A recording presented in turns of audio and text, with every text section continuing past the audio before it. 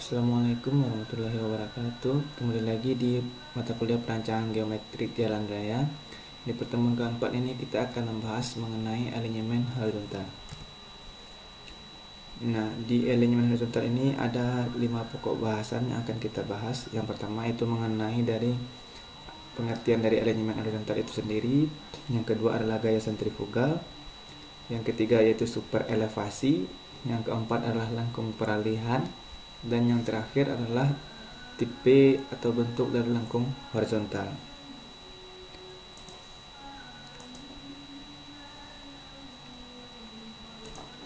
Nah, untuk pengertian alinyemen horizontal itu sendiri adalah alinyemen atau proyeksi sumbu jalan pada bidang horizontal.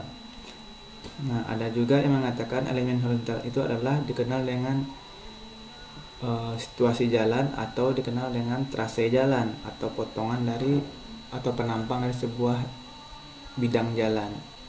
Alinyemen horizontal itu terdiri dari garis lurus yang dihubungkan dengan garis lengkung. Nah, garis lengkung tersebut dapat terdiri dari busur lingkaran ditambah lagi busur peralihan. Nah, busur peralihan ataupun busur dari lingkaran saja.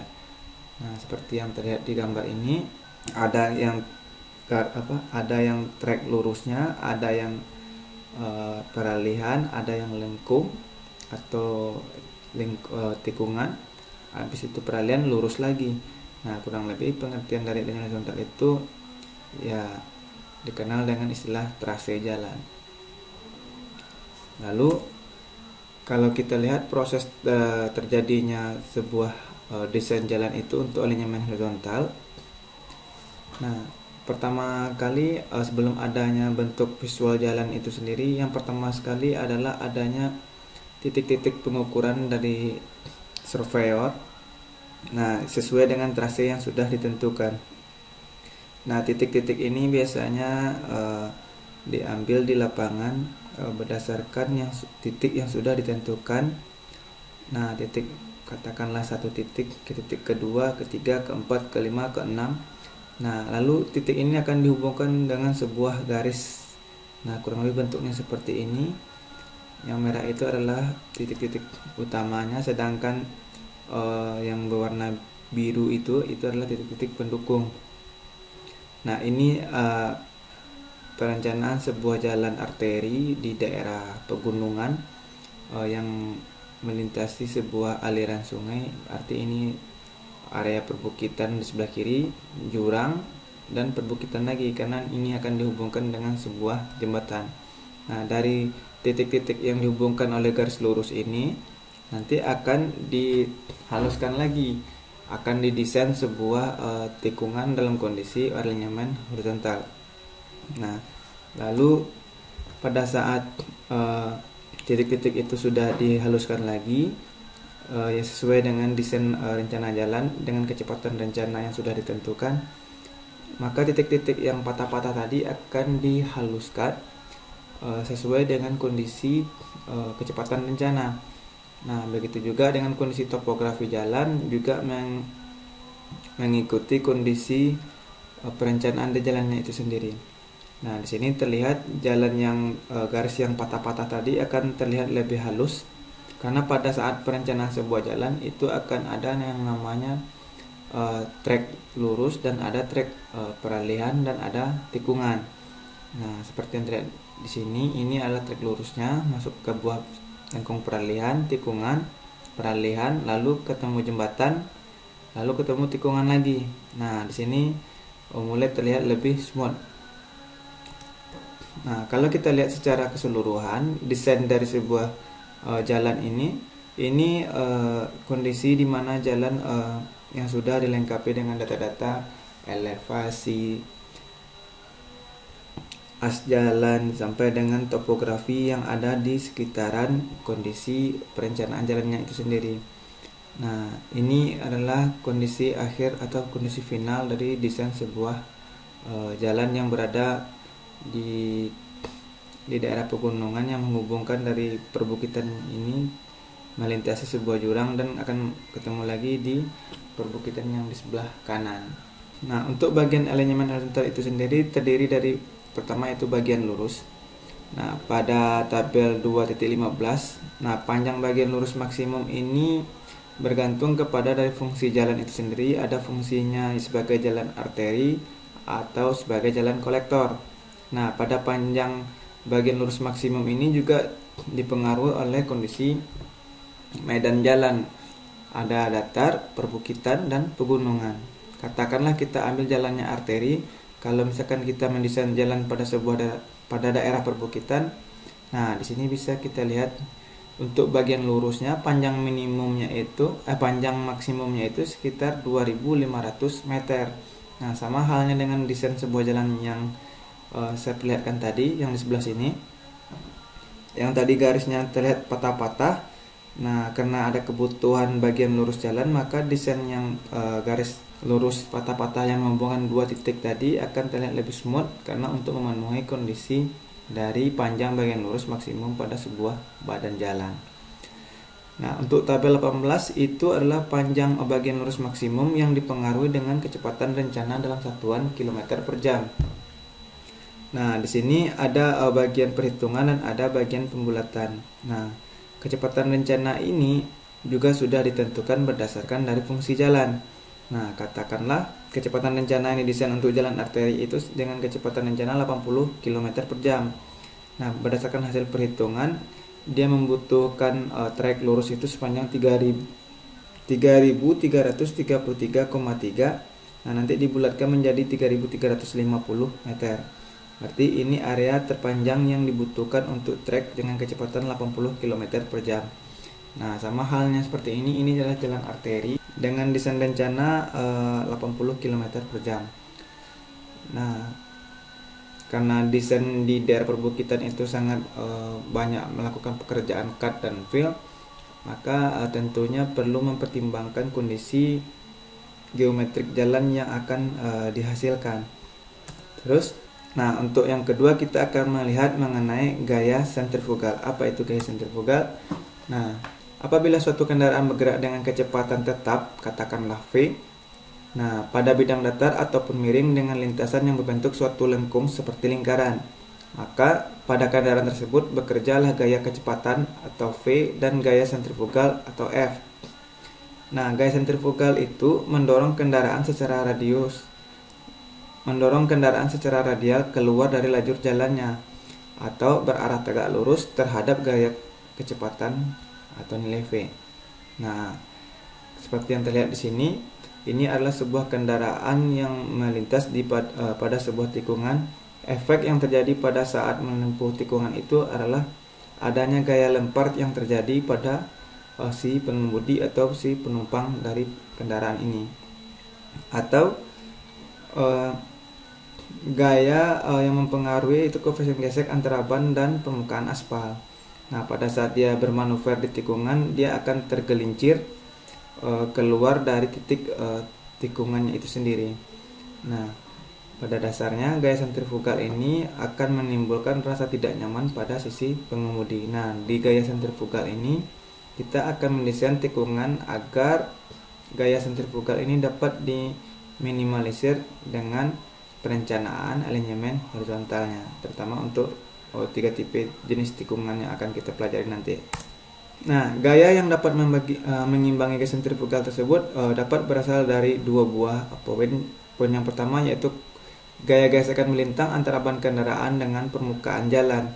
Nah, artinya semakin bagus grip ban dari kendaraan tersebut dan semakin kasar permukaan jalannya, itu akan menghasilkan koefisien gesek yang sangat baik atau nilainya akan semakin besar.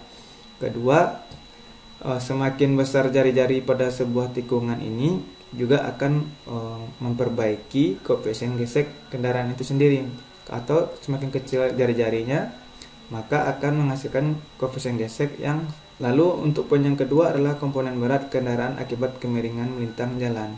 Artinya semakin ringan kendaraan tersebut pada saat melaju pada sebuah tikungan, maka akan sangat mudah bagi kendaraan tersebut untuk terlempar keluar atau tergelincir keluar dari sebuah tikungan. Nah, sebaliknya apabila kendaraan ini semakin berat dengan kecepatan yang rendah, maka komponen kendaraan ini juga akan tidak terlalu terpengaruh oleh kondisi sentrifugal yang terjadi pada sebuah tikungan. Nah, gaya sentrifugal itu sendiri bisa kita lihat di sini. Nah, gaya sentrifugal itu terjadi pada sebuah kendaraan itu kalau kita lihat dari sisi ilmu fisikanya, yaitu nilai F sama dengan M dikali A. Nah, di mana nilai M itu sendiri adalah massa dari sebuah kendaraan yang mana berat per gravitasi bumi.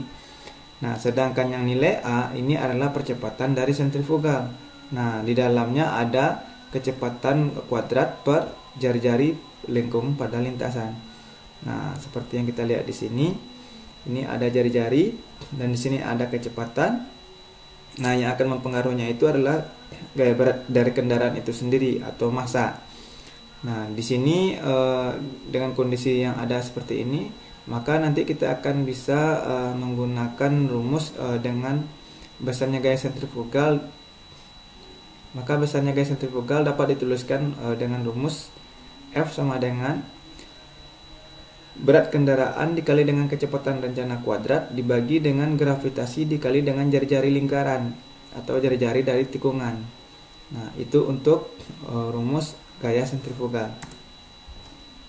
Lanjut, ini adalah perencanaan lengkung horizontal berdasarkan perencanaan geometrik jalan antar kota. Nah, di geometrik jalan antar kota ini sudah diklasifikasikan berdasarkan medan jalannya.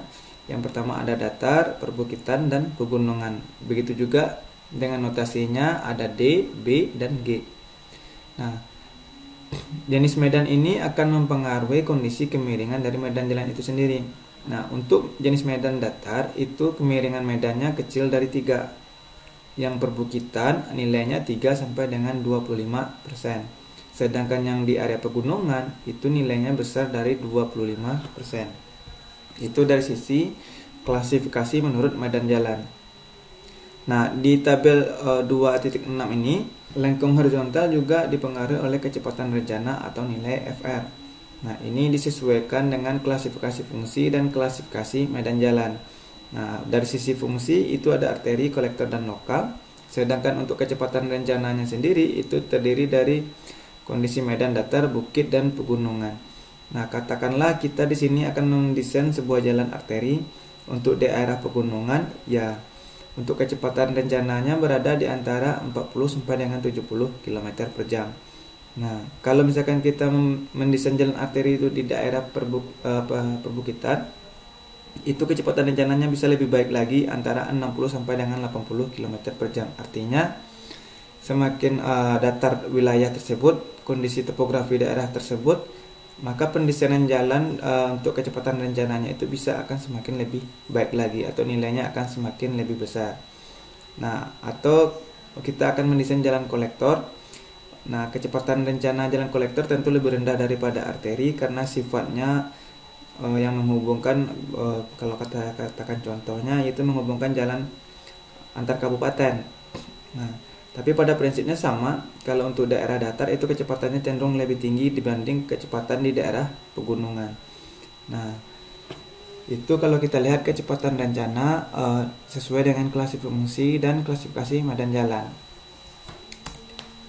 Nah, lalu hal-hal apa saja yang akan mempengaruhi gaya sentrifugal itu sendiri? Nah, yang pertama itu ada jari-jari lengkung dari lintasan. Nah, apa itu jari-jari lengkung? Nah, jari-jari lengkung itu kita mulai dari jari-jari minimum atau panjang jari-jari minimum ini bisa dibulatkan berdasarkan nilai super elevasinya yaitu 10% atau nilai Emax. Nah, di sini sudah ditabulasikan dalam buku TPJAK, di mana untuk kecepatan rencana katakanlah 100 km per jam itu minimal jari-jari tikungannya sebesar 370 meter. Atau kalau kita turunkan kecepatannya, jalan ini didesain untuk kecepatan rendah, katakanlah kecepatannya hanya 60 km per jam. Nah, jari-jarinya bisa mengecil. Artinya kalau ingin mendesain jalan itu dengan kecepatan rencana yang semakin besar, otomatis dia butuh jari-jari minimal yang lebih besar. Atau kalau kita mendesain sebuah jalan tidak bisa mendapatkan jari-jari yang lebih besar, otomatis kecepatan rencana jalan kita akan menjadi turun. Nah, kurang lebih untuk jari-jari minimum seperti ini. Nah, yang kedua itu ada koefisien gesek melintang. Nah, atau kita kenal dengan istilah nilai Fs. Nah, nilai Fs itu sendiri adalah koefisien atau gaya gesek melintang antara ban kendaraan dengan permukaan jalan. Nah, gaya gesekan melintang ini besarnya gesekan yang timbul antara ban permukaan jalan dalam arah melintang jalan. Nah, fungsinya adalah untuk mengimbangi gaya sentrifugal. Nah, di sini juga ada perbandingan antara gaya gesekan melintang dan gaya normal yang bekerja tersebut disebut dengan koefisien gesekan melintang. Nah, yang ketiga, besarnya koefisien gesekan melintang itu akan dipengaruhi oleh beberapa faktor seperti kondisi ban, tekanan ban, perkerasan permukaan, atau kecepatan kendaraan, atau juga keadaan cuaca di sekitaran jalan tersebut. Nah, jadi sangat banyak yang akan mempengaruhi nilai Fs ini atau koefisien gesek melintang jalan ini. Ya, yang paling mendominasi di sini adalah kondisi grip dari ban kendaraan itu dan kekasaran dari permukaan muka jalannya. Nah, koefisien gesekan melintang jalan ini untuk nilai maksimumnya juga bisa kita lihat dari grafik ini. Yang pertama di sebelah kiri kita ini adalah side fraction factor atau nilai F. Sedangkan yang di bagian bawah itu adalah kecepatan rencana. Nah, artinya di sini adalah semakin besar kecepatan rencana, maka nilai koefisien gesek yang akan dilihat itu akan semakin kecil. Nah, cara melihatnya bagaimana?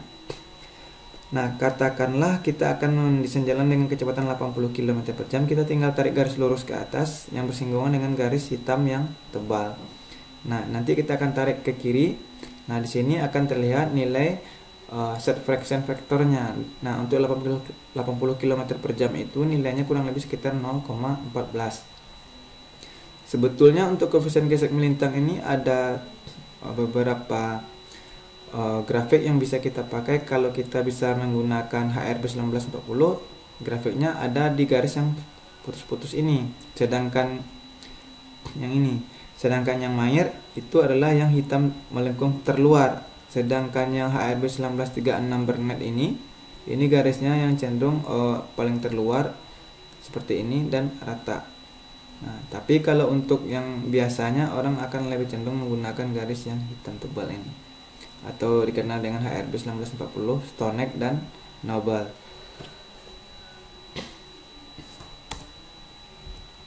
Terus untuk koefisien gesek melintang maksimum untuk desain atau berdasarkan dengan tes 92 dalam satuan internasional.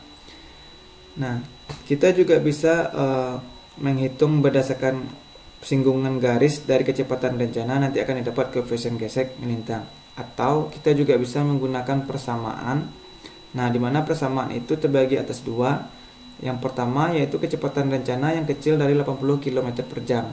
Nah, koefisien gesek melintang jalannya bisa kita menggunakan persamaan min 0,00065 dikali dengan kecepatan rencana ditambah dengan 0,192.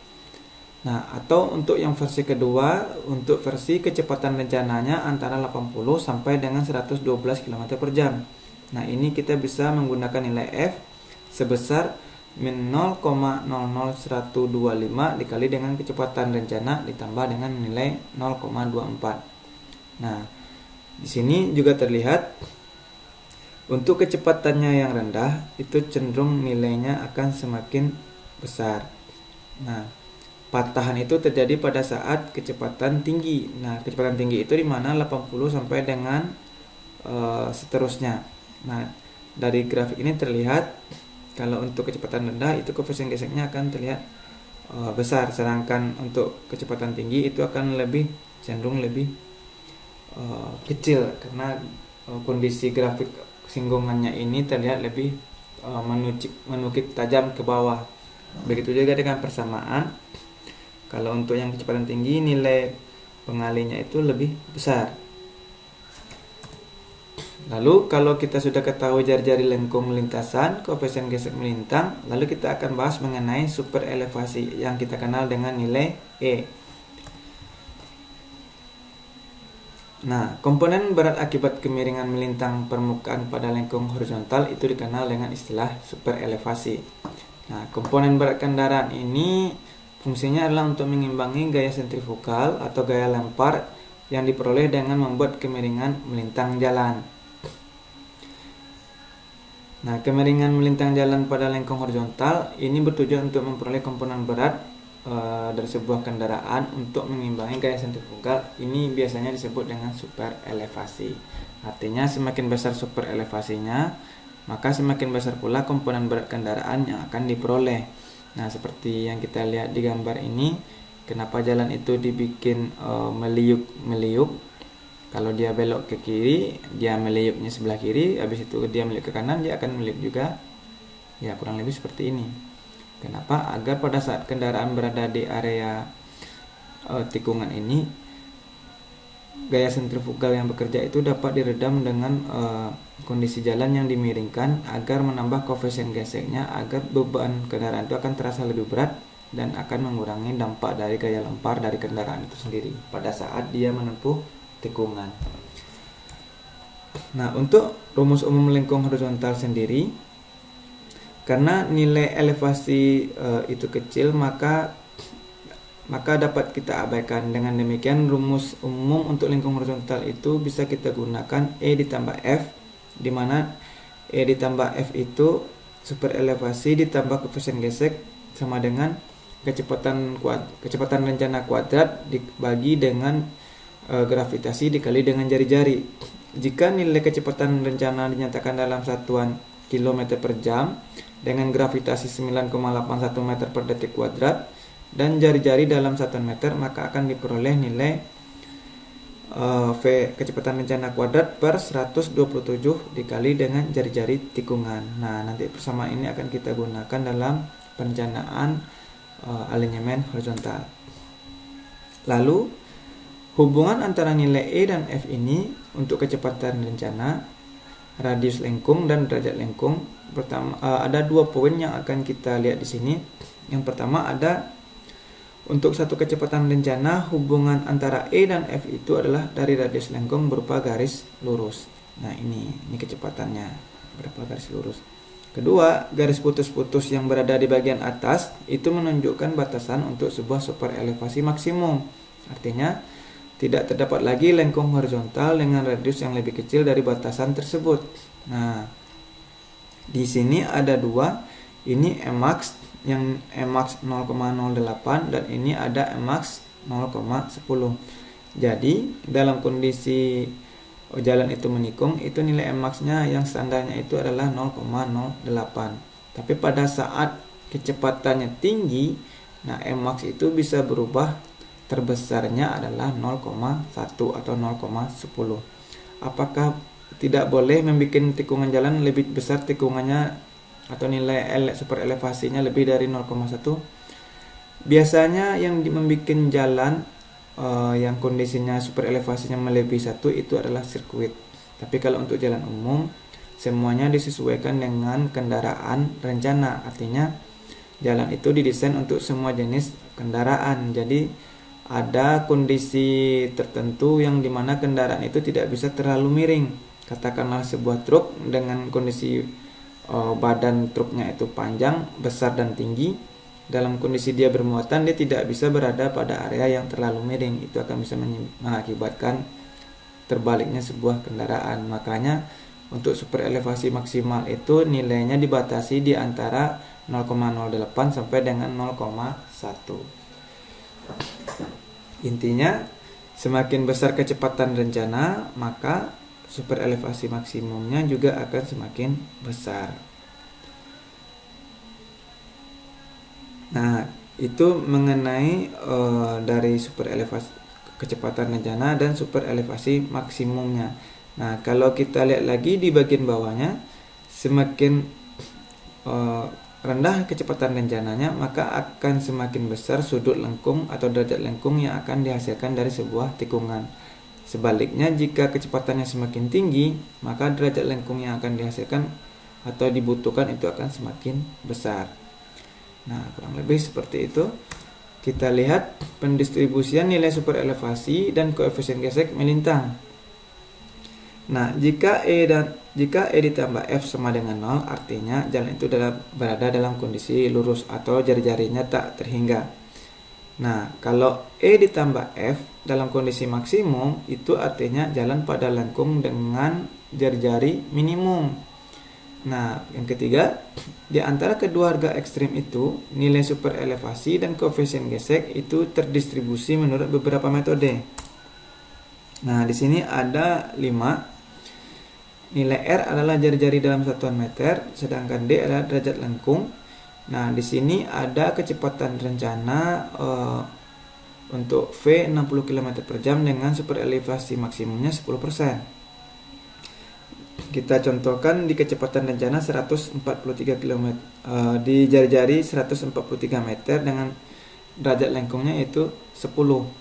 Nah, dengan metode pertama itu super elevasinya itu 0,078, sedangkan koefisien geseknya 0,120. Kalau kita bandingkan dengan yang metode kedua, nah, nilai dari super elevasinya akan turun, sedangkan koefisien geseknya akan bertambah. Metode ketiga terus seperti itu, nilai super elevasinya bertambah, sedangkan koefisien geseknya terus bertambah. Nah, begitu sampai seterusnya. Artinya perbandingan super elevasi dan koefisien gesek ini itu dipengaruhi dari kecepatan rencana dan jari-jari yang dihasilkan. Semakin besar jari-jarinya, maka derajat lengkung dihasilkan akan semakin kecil dan super elevasi yang digunakan juga akan semakin kecil. Begitu juga dengan koefisien geseknya akan jadi semakin besar. Tapi kalau sebaliknya, jari-jarinya kecil, itu akan menghasilkan derajat lengkung yang besar dan super elevasinya akan menjadi besar dan koefisien geseknya akan semakin kecil. Nah, kalau kita sudah lihat super elevasi, sekarang kita lihat derajat lengkung. Nah, ini ada gambar. Pertama ada gambar derajat dari sebuah jari-jari tikungan. R ini adalah jari, D ini adalah derajat lengkung. Nah, dimana kalau kita aplikasikan ini pada sebuah tikungan, nah, semakin kecil jari-jarinya, maka akan menyebabkan semakin tajamnya sebuah tikungan, akan menghasilkan besarnya nilai gaya sentrifugal yang bekerja. Nah, di sini kita lihat persamaannya, di mana V itu adalah G dikali dengan V kuadrat atau berat kendaraan dikali dengan kecepatan rencana kuadrat dibagi dengan gravitasi dikali dengan jari-jari. Atau dengan demikian artinya adalah derajat lengkung itu 25 dibagi dengan 2 pi R dikali dengan 360 derajat. Nah, dimana ini dapat disederhanakan, D itu 1432,39 per jari-jari. Jadi untuk menghitung derajat lengkung itu nanti kita membutuhkan data berapa besarnya jari-jari sebuah tikungan. Nah, untuk rumus umum lengkung horizontal, di sini ada beberapa poin. Yang pertama itu ketajaman lengkung horizontal dinyatakan dengan besarnya radius lengkung atau dengan besarnya derajat lengkung. Dan yang kedua, derajat lengkung adalah besarnya sudut lengkung yang menghasilkan panjang busur lebih kurang 25 meter. Nah, ini sudut lengkung yang akan dihasilkan dari panjang busur. Yang ketiga, semakin besar jari-jari maka semakin kecil derajat lengkung, dan semakin tumpul lengkung horizontal rencana. Atau sebaliknya, jika R-nya kecil maka derajat lengkungnya dan semakin tajam lengkung horizontal yang akan direncanakan. Nah, untuk radius minimum atau derajat lengkung ini kita bisa menggunakan persamaan ini, atau kita kenal dengan persamaan Rmin. Rmin ini dimana kita menggunakan kecepatan rencana kuadrat dibagi dengan 127 dikali dengan super elevasi maksimum ditambah dengan koefisien gesek maksimum. Nah, atau kita juga bisa menggunakan persamaan untuk menghitung derajat maksimum, di mana nilainya 181.913,53 dikali dengan super elevasi maksimum ditambah dengan koefisien gesek maksimum dibagi dengan kecepatan rencana kuadrat. Nah, kalau untuk mencari jari-jarinya kita gunakan ini, sedangkan untuk mencari derajat lengkungnya kita gunakan persamaan yang ini. Lalu, apa korelasinya kecepatan rencana dengan derajat lengkung maksimum, jari-jari minimum, koefisien gesek, dan super elevasi? Nah, di sini bisa kita lihat besarnya jari-jari minimum, derajat maksimum untuk beberapa kecepatan rencana itu bisa menggunakan jari-jari minimum dan derajat maksimum. Nah, di sini sudah dikelompokkan. Pertama, kecepatan rencana, mulai dari kecepatan rendah sampai dengan kecepatan tinggi. Begitu juga dengan super elevasi maksimum yang sudah ditetapkan nilai terendahnya berapa dan tertingginya berapa. Di sini 0,08 sampai dengan 0,10. Begitu juga dengan koefisien gesek maksimum. Semakin rendah kecepatan, maka koefisien geseknya akan semakin besar. Semakin besar kecepatan, koefisien geseknya akan semakin kecil. Nah, kalau kita lihat dari sisi jari-jari minimum dari data analisis, semakin kecil atau rendah kecepatan, maka jari-jari minimum yang dibutuhkan itu cukup kecil. Kalau kecepatannya tinggi, maka membutuhkan jari-jari tikungan itu akan semakin besar.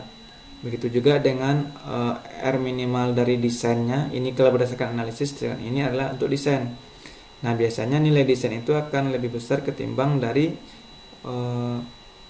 perhitungan atau pembulatan dari nilai perhitungan untuk R min desain. Sedangkan untuk derajat maksimum, nah itu semakin rendah kecepatan, maka derajatnya akan semakin besar, atau semakin tinggi kecepatan, derajatnya akan semakin kecil. Nah, itu hubungan dia di antara R min, D min, kecepatan rencana, begitu juga dengan Max dan Fmax. Catatan, hindari penggunaan radius minimum karena akan menghasilkan lengkungan tajam, sehingga harga radius minimum ini sebaiknya hanya merupakan harga batas sebagai petunjuk dalam memilih radius untuk perencanaan saja. Ini yang perlu diingat, hindari penggunaan jari-jari minimum. Itu akan menghasilkan lengkung tertajam. Oke, sekarang kita akan masuk membahas mengenai super elevasi. Super elevasi itu dikenal dengan simbol E, atau dikenal dengan kemiringan melintang jalan yang biasanya digunakan untuk mengimbangi gaya sentrifugal. Kurang lebih bentuknya seperti ini. Ini jalan di sebuah pegunungan yang mengitari daerah perbukitan ini ya, mengitari daerah pegunungan, atau lebih tepatnya di kiri-kiri kanan lereng-lereng bukit ini.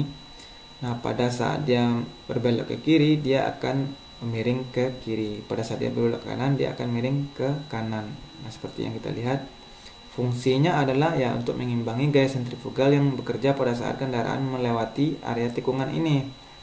Nah, ini kenapa harus seperti ini? Ya, ini disebabkan oleh beberapa faktor. Salah satunya adalah faktor cuaca. Di daerah pegunungan, curah hujan lebih tinggi ketimbang di daerah dataran rendah.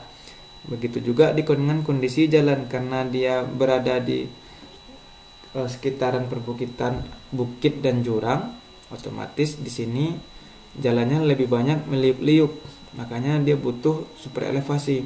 Ketiga, karena topografinya dia ada di pegunungan dan di perbukitan. Nah, itu salah satu yang menyebabkan atau yang mempengaruhi dari super elevasi pada sebuah tikungan. Dan ingat, Indonesia pada saat ini umumnya mengambil nilai super elevasi itu sebesar 0,08 sampai dengan 0,1.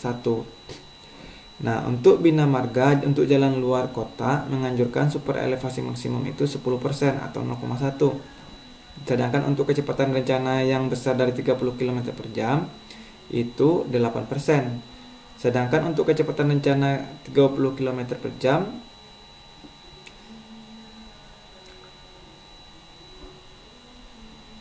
Nah, untuk bina marga, jalan luar kota atau antar kota menganjurkan super elevasi maksimum itu sebesar 10% dengan kecepatan rencana besar dari 30 km per jam. Sedangkan nilai 8% itu untuk kecepatan rencana di bawah 30 km per jam. Nah, Nah, sedangkan untuk jalan di dalam kota ini kita dapat mempergunakan super elevasi maksimum 6%. Nah, apakah di dalam kota perlu super elevasi juga? Ya, di Indonesia tidak semua kota berada di daerah daratan rendah. Kebanyakan di Indonesia kota-kota itu berada di daratan tinggi. Dan tentu kalau di daerah tinggi ada yang namanya perbedaan elevasi, dan kalau ada jalan ada tikungan. Nah, kalau bedanya, kalau di jalan luar kota atau antar kota, super elevasinya ya 8% dan 10%. Karena kan untuk dalam kota kita menggunakan nilai 6%. Nah, di sini bisa dilihat ini adalah diagram dari super elevasi. Nah, diagram super elevasi ini agar mudah kita pahami. Sebelum adanya super elevasi, jalan itu kan hanya dihubungkan oleh dari titik-titik ke titik. Katakanlah di sini ada titik. Bentar.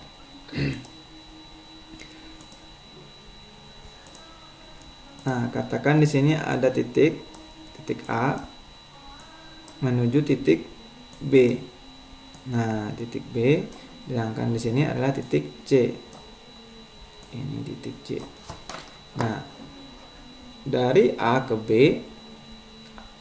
ini akan dihubungkan dengan garis lurus, dan dari B ke C juga dihubungkan garis lurus. Awal mula jalan itu seperti itu dalam penetapan trasenya.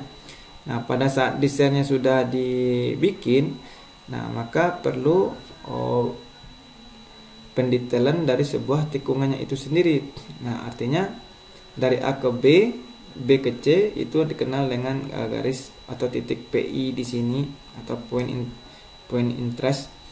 Nah, untuk poin PI ini akan menghasilkan berapa jari-jari dari tikungannya. Nah, untuk jari-jari tikungan ini juga ada dilengkapi dengan lengkung circle dan lengkung spiral.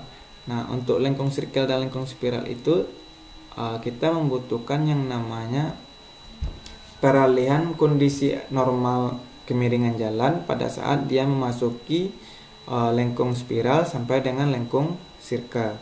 Nah, katakanlah ini kondisi awal normal jalan itu. Ini potongan dari badan jalan, bisa dilihat yang ini. Nah, ini dimana kondisi penampang jalan itu dalam kondisi normal. Kemiringan ke kirinya itu lebih kurang 1 sampai dengan 2%, dan di kanannya juga 1 sampai dengan 2%. Itu dalam kondisi normal. Artinya dia ini berada pada saat kondisi yang normal bertemu dengan awal lengkung dari peralihan.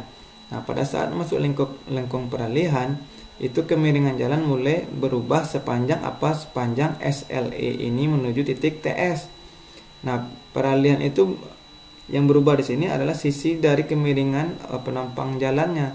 Kalau tadi nilai N kiri dan N kanan ini sama, pada saat masuk titik TS, kondisi yang di sebelah kiri itu akan menjadi rata pada as sampai as jalan, sedangkan yang di bagian kanannya tetap miring normal. Nah, ini dari titik normal menuju titik lengkung spiral. Nah, dari lengkung spiral menuju lengkung circle itu akan terjadi patahan atau kemiringan yang besar yang kita kenal dengan super elevasi. Nah, di sini normal nilai kemiringan jalannya, dan di sini sudah 0 atau rata. Nah, pada saat dari TS menuju SC, nah itu kemiringan yang datar ini akan bertambah sebesar nilai N yang di awal lurus ke atas, yang dikatakan dengan super elevasi. Nah, super elevasi ini berada pada area lengkung circle atau sepanjang area lengkung circle. Nanti dari SC ke CS itu adalah super elevasi, dari CS ke ST nanti masuk ke panjang lengkung spiral. Dari ST menuju SLE itu sama kondisinya dengan SLE menuju titik TS. Nah, yang dikatakan super elevasi maksimum itu berada pada area yang ini, area lengkung circle atau area yang ini. Di sini bisa kita lihat ini jalannya miring lebih tajam, sedangkan di sini untuk posisi bagian luar jalannya rata dan bagian dalamnya miring. Sedangkan dalam kondisi normal jalan itu kan miring ke kiri dan miring ke kanan untuk bisa mengalirkan air pada saat musim penghujan. Nah, pada saat kendaraan berada di area N ini atau di titik SLE ini, kendaraan agar merasa lebih nyaman pada saat memasuki atau bermanuver pada sebuah tikungan. Tujuannya seperti itu. Jangan pada saat dia kondisinya miring seperti ini langsung ketemu miring ke kanan secara tiba-tiba, itu akan menyebabkan ketidaknyamanan bagi para pengendara yang melewati tikungan ini. Nah, sebetulnya untuk diagram super elevasi itu sendiri terbagi atas 3. Kita bisa melihat dari gambar nomor 30, gambar 31, dan gambar 32. Nah, yang pertama kita lihat dari kondisi diagram super elevasi yang menetapkan pada sumbu putar sumbu jalan. Artinya perubahan kondisi kemiringan jalan itu dia menetapkan dari sumbu jalan atau titik tengahnya jalan. Ini dalam kondisi dia normal, ini pada saat dia ketemu dengan lengkung peralihan, dan di ini adalah lengkung circle-nya, dan ini super elevasi, dan semakin tajam dan semakin tajam. Ini juga bisa kita lihat titik A itu kita kenal dengan lereng normal, sedangkan yang B adalah super elevasi Renault. Sedangkan yang C ini adalah area super elevasi Renault, melainkan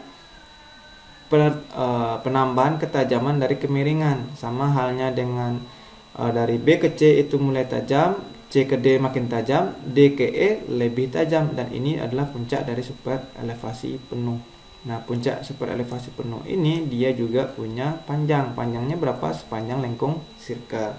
Tapi intinya adalah kontrolnya menggunakan penampang sumbu jalan. Nah, habis itu kita juga bisa menilai ini ada sisi dalam perkerasan jalan. Nah, sisi dalam perkerasan jalan ini berada di bawah sumbu jalan, sedangkan sisi luar perkerasan jalan itu berada di atas sumbu jalan. Ini cara pertama. Yang pertama. Sedangkan untuk yang kedua, ini diagram super elevasi dengan sumbu putar sisi dalam perkerasan jalan. Artinya yang kita lihat seperti di sini, di lereng normalnya dia titik sumbunya itu berada di tengah-tengah. Dan pada saat dia mulai memasuki super elevasi Renault, nah yang sisi di bagian luar itu akan terlihat lebih tinggi daripada titik putarnya. Pada saat dia memasuki super elevasi Renault, mulai dari C, D, E, nah itu bisa terlihat sisi dalam perkerasan jalan itu sebagai patokan atau kontrol penampang dari sisi dalam perkerasan jalan. Sedangkan pada sisi terluarnya itu akan lebih tinggi daripada as jalan atau sumbu jalan. Nah, di sini kita akan lihat di sini ada sisi dalam perkerasan jalan, dan sini adalah sumbu jalan penampang teoritis. Kapan dia jalan itu mulai berubah kemiringannya pada area luar, ya pada saat dia dari B menuju C. Nah, karena pada saat dari A ke B itu perubahan elevasi normal menjadi rata. Nih dari B ke C dari rata berubah menjadi miring. Nah, C ke D itu kemiringannya akan semakin bertambah, dan D ke E itu semakin tajam. Itu cara kedua.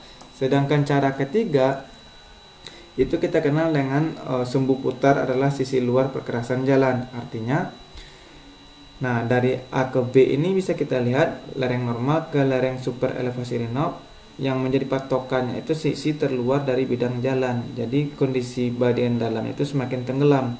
Pada saat puncak super elevasi, nah titik patokannya itu adalah sisi terluar dari jalan. Jadi yang paling dalam itu makin tenggelam. Nah, di sini bisa kita lihat kontrol penampang adalah sisi luar perkerasan jalan. Sedangkan yang ini adalah sisi dalam sebagai penampang kontrol. Sedangkan yang pertama, kontrol penampang jalannya ada di tengah-tengah atau di sumbu jalan. Kurang lebih seperti itu mengenai penjelasan dari diagram super elevasi. Lalu kita akan lihat mengenai lengkung dari peralihan. Lengkung peralihan adalah lengkung peralihan dibuat untuk menghindari terjadinya perubahan alinyemen secara tiba-tiba. Nah, dari bentuk lurus ke bentuk lingkaran, atau kita kenal dari jari-jari yang tidak terhingga menjadi jari-jari rencana. Nah, lengkung peralihan ini biasanya diletakkan di antara bagian lurus dan bagian lingkaran. Berarti di antara jalan yang lurus menuju circle itu dikasih dulu lengkung peralihan. Nah, yaitu pada sebelum dan sesudah tikungan yang berbentuk lingkaran. Artinya ini demi menjaga kenyamanan si pengemudi pada saat dia bermanuver di tikungan. Itu dikatakan dengan sebagai lengkung peralihan. Nah, ini adalah perbedaan antara bina marga dengan AASTO, karena patokan kita dalam merencanakan geometri jalan raya itu selalu menggunakan bina marga dan AASTO. Nah, ini perbedaannya di mana? Nah, kalau di sini bisa kita lihat ini untuk kenaikannya berada di area tepi perkerasan sebelah luar.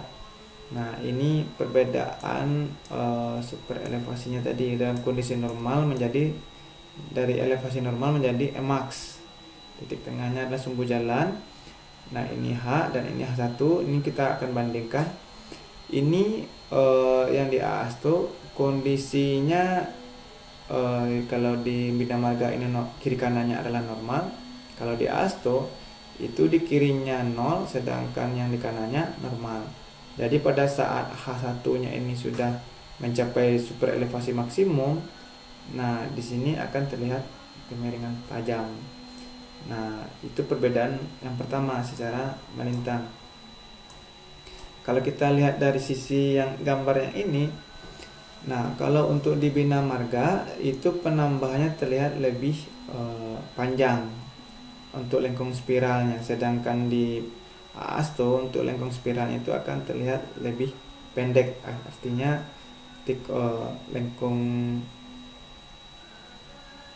peralihannya itu akan terasa sedikit lebih tinggi. Nah, di sini bisa kita lihat panjang lengkung peralihan untuk kedua bina marga dan AASTO. Lalu nah, di sini dengan super elevasi maksimumnya 8% dan yang ini adalah untuk super elevasi 10%. Nah, yang paling penting kita baca terlebih dahulu keterangannya, di mana lereng normal jalan itu diasumsikan 2%. Artinya kalau jalan itu dalam kondisi normalnya kan seperti ini. Nah, nilai kemiringan ini 2, sedangkan yang di kanannya juga 2. Untuk lereng luar diputar sehingga perkerasan sebesar lereng jalan normal sebesar 2%. Nah, untuk LS-nya itu diperhitungkan dengan mempertimbangkan short atau landai relatif maksimum dengan lebar perkerasan di sini 2 dikali dengan 3,75 meter. Artinya satu lajur ini lebar jalannya sebesar 3,75 meter dan di sebelah kanannya juga sama 2,375 meter. 3,75 meter maksudnya. Nah, ini yang untuk super elevasi maksimumnya 8%. Kalau yang untuk 10% kita juga bisa lihat di sini. Yang kita lihat di sini adalah pertama kecepatan rencananya kita punya desainnya berapa FR-nya. Katakanlah FR kita tadi 80 km per jam. Nah, untuk jari-jarinya kita desain berapa? Katakanlah jari-jari kita ada di 600. Nah, di 500 ini aja kita punya jari-jari di 573, artinya kita memiliki sudut sebesar 2,5. Nah, 2,5, sedangkan untuk nilai LS-nya berapa? Nah, kita tinggal lihat ke arah kanan. Nah, dengan kecepatan 80 km per jam itu nilai dari elevasi normalnya sebesar 0,059 dan LSS itu nilainya 70 kalau kita menggunakan super elevasi maksimumnya 10%. Tapi kalau kita menggunakan super elevasi maksimumnya itu sebesar 8% dengan nilai 573 meter nilai R, ini 573 dengan kecepatan 80, mana 80 ini, dengan elevasi normal, dengan super elevasinya 0,054, dengan LS nya juga masih 70, jadi hampir sama. Nah, biasanya perbedaan itu di kecepatan yang lebih tinggi lagi akan terlihat akan lebih berbeda. Nah, kalau di super elevasi maksimum itu yang untuk nilai 10% yang lebih penting itu adalah ini. nilai LS itu sendiri diperhitungkan dalam mempertimbangkan rumus modifikasi short. Nah, di mana jarak tempuhnya lebih kurang 2 detik dan lebar perkerasannya sama 2 kali 3,75 meter. Nah, ini lanjutannya untuk super elevasi maksimum metode AASTO dengan nilai super elevasi maksimum 8% dan nilai 10%. Cara penarikannya atau pembacaannya juga sama. Nah, di sini dengan kondisi lereng jalan normalnya itu sama, masih 2%, dengan jarak tempuh 2 detik dengan lebar perkerasan 2 dikali dengan 3,75 meter per lajur. Nah, ini yang versi AASTO. AASTO untuk 8%, AASTO untuk 10%. Nanti bisa dibandingkan antara Bina Marga dan AASTO. Nah, di Indonesia kita bisa menggunakan kedua-duanya. Lalu kita akan bahas mengenai tipe lengkung horizontal. Sebetulnya macam-macam lengkung horizontal yang ada di jalan raya itu ada 3. Yang pertama kita kenal dengan full circle atau lingkaran penuh. Dan yang kedua yaitu spiral circle spiral atau dikenal sudut dengan SCS. Dan yang terakhir adalah spiral atau dengan sebutan SS. Nah, kurang lebih bentuknya seperti ini. Ini adalah kondisi pendesainan sebuah tikungan full circle, di mana kita punya titik tengahnya dari TC ke PI dan ke CT. Lalu kita hubungkan ke titik O. Nah, kita dihubungkan ke titik O. Nanti kita akan ketahui berapa jari-jari ideal agar bisa mendesain tikungan secara penuh. Nah, dari tikungan ini akan diketahui berapa nilai LC dan berapa nilai EC. Nah, nanti akan didapatkan sudutnya berapa. Ini untuk full circle. Sedangkan yang untuk spiral kalau awalnya kita menggunakan titik di sini,